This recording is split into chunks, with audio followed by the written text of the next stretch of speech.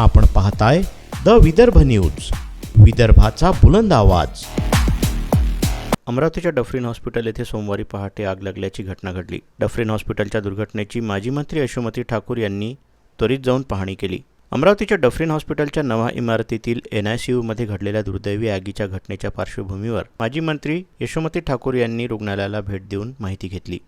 यावेळी रुग्णालय प्रशासन तसंच संबंधित अधिकाऱ्यांकडून घटनेची सविस्तर माहिती घेतली। या दुर्घटनेत काही बालकांचाही दुर्दैवी मृत्यू झाला असून जखमी बालकांना उपचारासाठी विविध खासगी रुग्णालयांमध्ये हलविण्यात आलं आहे। दरम्यान खासगी रुग्णालयात उपचारासाठी दाखल करण्यात आलेल्या काही बालकांच्या कुटुंबियांकडून पैशाची मागणी करत असल्याची माहिती यशोमती ठाकूर यांना मिळाली। ही बाब अत्यंत गंभीर असून संकटाच्या काळात पीडित कुटुंबियांवर आर्थिक भार पडू नये अशी भूमिका त्यांनी घेतली। या संदर्भात यशोमती ठाकूर यांनी जिल्हाधिकारी यांच्याशी संवाद साधून संबंधित बालकांच्या उपचारासाठी त्यांच्या कुटुंबियांकडून पैसे घेण्यात येऊ नयेत, तसंच त्यांना आवश्यक ती शासकीय मदत आणि सहकार्य तातडीने उपलब्ध करून द्यावं अशी मागणी केली।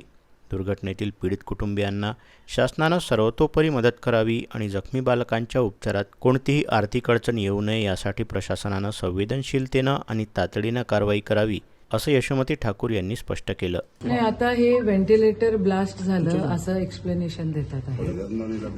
आणि हे पहिल्यांदा नाहीये, याच्या आधी पण 2 वर्ष आधी असं झालं होतं। ते 2 वर्ष आधी झालं होतं म्हणून नवीन बिल्डिंग, नवीन सगळं महाविकास आघाडीचं सरकार होतं त्यावेळेला मी पालकमंत्री असताना या बिल्डिंगची मंजुरात आहे। उद्घाटन करायला फार वलवल असते या लोकांची, काय डेव्हलपमेंट केली काय केली हे मला राजकारण नाही बोलायचं आहे, पण सप्लायर कोण होता, ते इन्व्हर्टर मध्ये फॉल्ट होता का, व्हेंटिलेटर मध्ये फॉल्ट होता का, इलेक्ट्रिक कनेक्शन्स मध्ये त्या ठिकाणी फॉल्ट होते का व्हेंटिलेटर का फुटतं, म्हणजे तिथं फॉल्टी व्हेंटिलेटर्स दिलेले आहेत। 56% कमिशनवालं सरकार हे आहे आणि हे 56% कमिशनवालं सरकार याच्यावर दोषीच आहे असं म्हणायला काहीच हरकत नाही। इन्फ्रामॅन म्हणून घेत असताना गरिबांकडे पण लक्ष दिलं गेलं पाहिजे। डफरीनमध्ये कोणी श्रीमंताचं लेकरू येत नाही, इथं गरीबाचंच लेकरू या ठिकाणी होतं। जी पोरं मृत्युमुखी पडली त्यांना मोठ्या प्रमाणात कंपेन्सेशन 3 आणि 4 लाख देऊन हे चालणार नाही बाबा। इथं जरा बघा, संसार थाटायला एखादं लेकरू NICU मध्ये त्या ठिकाणी म्हणजे काय बोललं पाहिजे, मला शब्द कमी पडतायत। निषेध आहे या सगळ्या गोष्टींचा। लक्ष द्या, इन्फ्रामॅन इन्फ्रास्ट्रक्चरकडे थोडंसं लक्ष द्या। हे कोण सप्लायर्स आहे त्यांच्याकडे जरा कडक लक्ष द्या। कधी आदिवासी विभागाचे पोरं त्यांना फूड पॉयझनिंग होतं, कधी डफरीनमधले आग लागते, कुठं काय होतं, कोणाला जेवण भेटत नाही, इथं डॉक्टर्स मोठ्या प्रमाणात उपलब्ध नाहीये। हे सगळं बंद करा। हे 56% कमिशनचं सरकार आहे असा माझा थेट आरोप आहे आणि आरोपच नाही, हे सिद्ध झालेलं आहे। ह्यांना काही घेणं देणं नाही आहे गरिबाचं, हे गरिबांकडे लक्ष देत नाही। यावेळी त्यांनी संबंधित अधिकाऱ्यांकडून रुग्णालयाच्या इमारतीतील अग्निसुरक्षा व्यवस्थेबाबत तसंच करण्यात आलेल्या फायर ऑडिटबाबत माहिती घेतली। या इमारतीचं फायर ऑडिट झालं होतं का, ऑडिटमध्ये कोणत्या त्रुटी निदर्शनास आल्या होत्या आणि त्यावर प्रशासनाकडून कोणती कारवाई करण्यात आली याबाबत त्यांनी संबंधितांकडून माहितीही जाणून घेतली।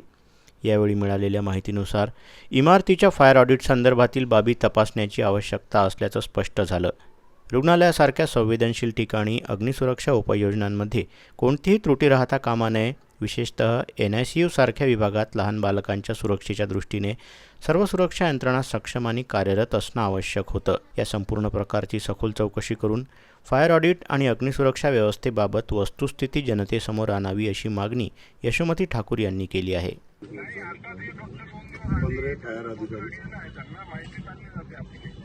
नाही बाबा, म्हणजे जीव घेण्याचं कारण हे आहे की आपलं फायर ऑडिट कम्प्लीट नाहीये। कम्प्लीट होतं, एक्सपायर कधी झालं?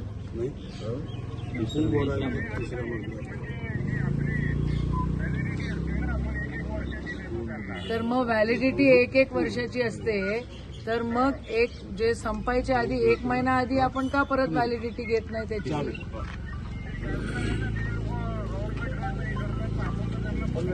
म्हणजे हलगर्जी डिपार्टमेंटकडनं, हेल्थ डिपार्टमेंटकडनं झालेली आहे।